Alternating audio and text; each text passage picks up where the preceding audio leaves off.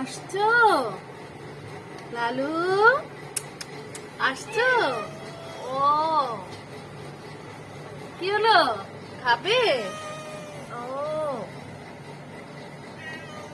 খিদে পেয়েছে? ও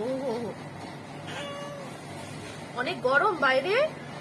ও তোমার গরম লাগে? তোমার গরম লাগে? ও এই জন্য তুমি এখানে আসছো? তুমি কি মুরগির পা খাবে?